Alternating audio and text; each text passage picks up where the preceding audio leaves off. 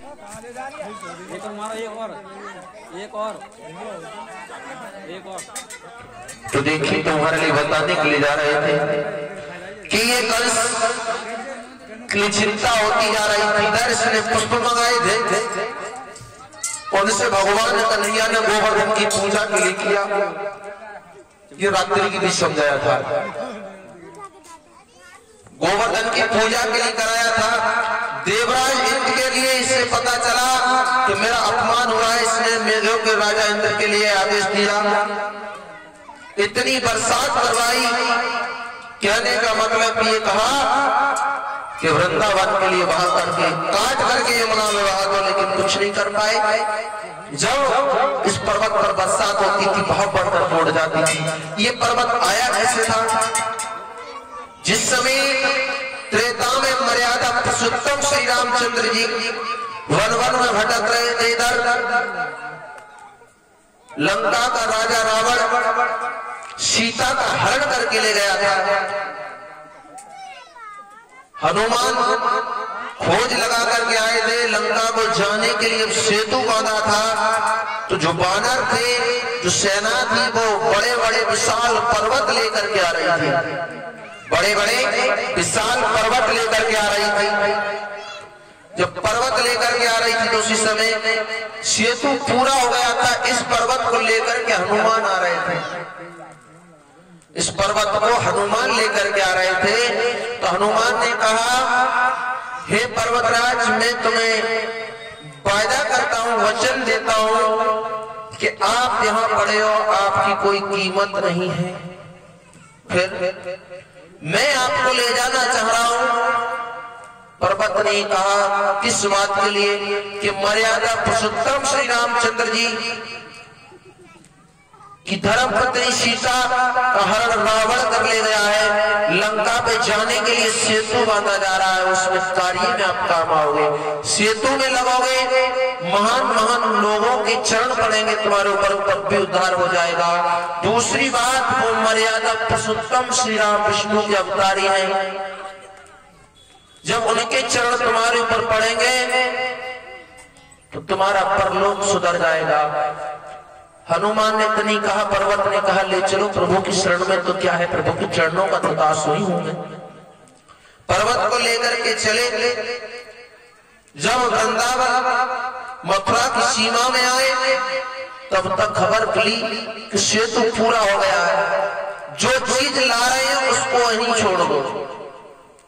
हनुमान जी ने पर्वत को रखा। पर्वत कहने लगा है, आप तो बड़ी बड़ी बातें कर रहे थे, मुझे अपने परिवार से दूर कर दिया। कहने लगे, नहीं, इसका कोई ना कोई उपाय बस निकालूंगा। भगवान के लिए आदेश किया कि मैं वचन दे चुका हूं। भगवान ने कहा, जब तुमने वचन दे दिया है। हनुमान किनके भक्त थे? राम की। भगवान हमेशा भक्तों के वश में हुआ करते हैं, जो भक्त कहते हैं वो ही भगवान किया करते हैं। आपके लिए मैंने बताया होगा कि जब भक्त नहीं होंगे तो भगवान कहां होगा? तेरी हर अटल समस्या का समाधान कहां होगा? जब भक्त नहीं होंगे तो भगवान भी नहीं होगा। बड़ी से बड़ी समस्या आएगी, उसका समाधान कैसे होगा? भक्त और भगवान ही मिलकर के कर सकते हैं। दुख किन्हें मिलता है? भक्तों के लिए। ये ध्यान रखना, जो भगवान के भक्त हुआ करते हैं वो अमीर नहीं हुआ करते हैं, भगवान के भक्त हुआ करते हैं, क्योंकि उन्हें संसार की मोह माया से कोई मतलब नहीं होता है। पेट पल जाए उसी में भलाई है। भगवान के भक्त कहते हैं, हे प्रभु इतना दीजिए जिसमें कुटिम समाए, मैं भी भूखा ना रहूं और अति भूखा ना जाए। भगवान के भक्त तो ये कहते हैं।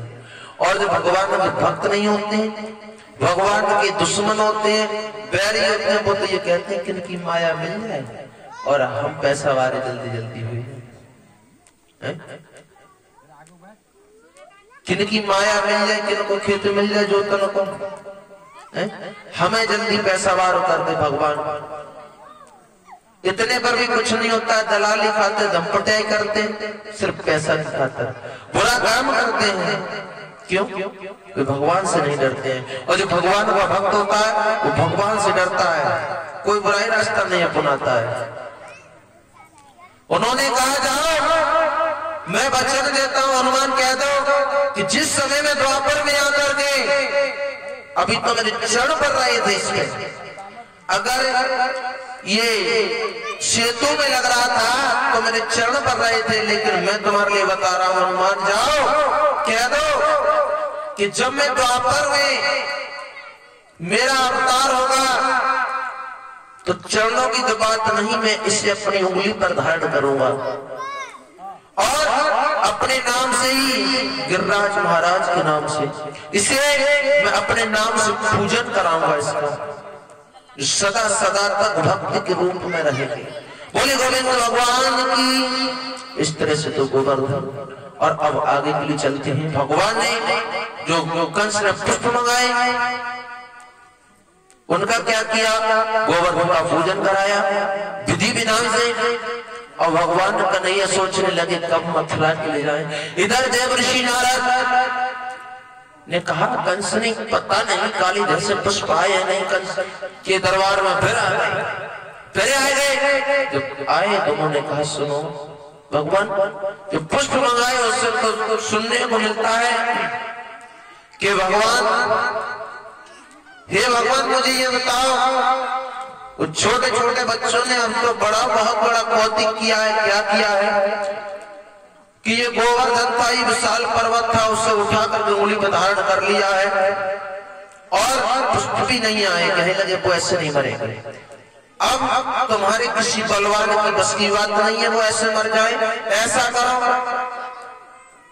एक की रचना करो, एक पत्र के लिए लिखो और किसी को भेजो, उन्हें बुलवाओ और मथुरा में घिरवा के मरवा देना। इतने पर भी कुछ नहीं हो, तुमने पहलवानों के लिए खिलाया है, इनसे कुश्ती करवाना, तब भी नहीं मारे तो तुम्हारे अंदर तो बहुत बड़ा बल है, तुम खुद मार देना। कंस सोचने लगा ये बात ठीक कही और नारद सोचने लगे कंसराज अब तेरा समय निश्चित, भगवान के आने की देरी है, तेरी देरी नहीं है। अब वो समय नजदीक आ गया, भगवान को लीलाओं के लिए देख रहे हैं। उसी समय पत्र के लिए लिखा और पत्र को जब लिखा, लिखने के बाद उस पत्र को किसके लिए दिया, अक्रूर के लिए। अक्रूर जो भगवान कन्हैया के चाचा लगते थे, कह दिया जाओ वृंदावन के लिए और किसी तरह से उन्हें लेवा करके लेके आओ, कुछ भी हो उन्हें लेकर के आना। उसी समय क्या हुआ, पत्र को लेकर के चले चाचा क्रूर, कहने लगे, मन में सोचने लगे हे कंस अब तेरी बुद्धि भ्रष्ट हुई।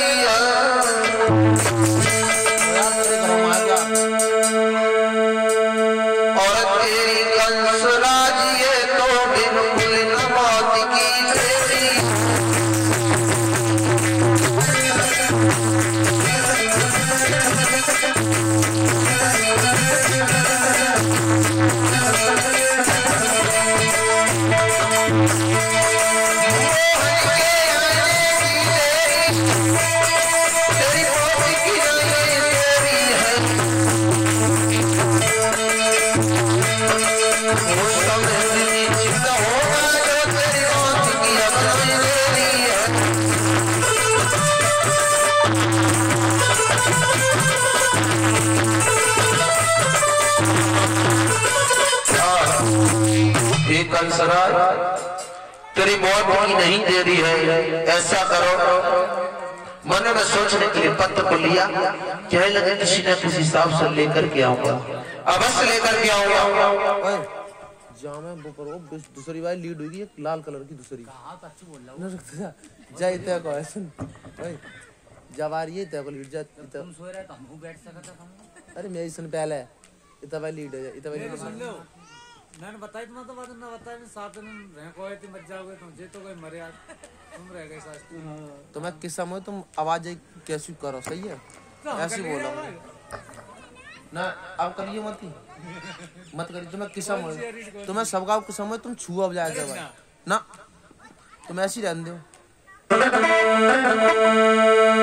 उसी समय कहा पत्र को लेकर के जाऊंगा, रथ के लिए सजवाया और लेकर के चल दिए। जब रथ को लेकर के चलते जा रहे हैं, मन में बड़े उदास हैं, क्या कहेंगे भैया नंद से और यशोदा से, क्या कहेंगे, कैसे उनके पुत्रों को लेकर के आएंगे। उसी समय क्या हुआ, चलते हुए जा रहे थे, यमुना के पास पहुंचे, किनारे पर रथ खड़ा कर लिया। कहने लगे ये तो मुझे भी पता, वो साक्षात गोविंद के अवतार है, साक्षात गोविंद के अवतार हैं। लेकिन चलता हूं भगवान के जब दर्शन करूंगा तो थोड़ा सा स्नान भी करना चाहिए। यमुना में स्नान किया, मन में वही परे का रहता है कि जा तो रहा हूं, कैसे आएंगे, जा तो रहा हूं, आएंगे या नहीं आएंगे, क्या कहूंगा, मेरी आत्मा फंस चुकी है। जैसे ही अक्रूर ने यमुना में गोता लगाया, जब डुमकी के लिए लगाया, तस्वीर नजर आ गई कृष्ण बलराम की। कहने लगे समझ गया पार ब्रह्म परमेश्वर तुम्हारी लीला परम्पार है। यमुना में स्नान किया, आगे बढ़े, पहुंच गए वृंदावन में। जब वृंदावन में पहुंचे तो उन्होंने क्या देखा, पहुंचने के बाद बाबा नंद और वहां पर लोग बैठे हुए हैं। कहने लगे अरे आज तो क्रोध आ गए, आइए कोई कैसे आए हो। बाबा नंद ने कहा कैसे आए हो, आओ बैठो। बैठा रहा, हाल चाल मुझे, कहने लगे हाल चाल क्या बताऊं, समझ में नहीं आता है। और कंस दिन रात बहुत सताता है। मीठी लगा रहे थे लेकिन मजबूरी थी, क्योंकि कंस के यहाँ रहना था, जिसका अन्न खाया है उसका तो बजाना पड़ेगा।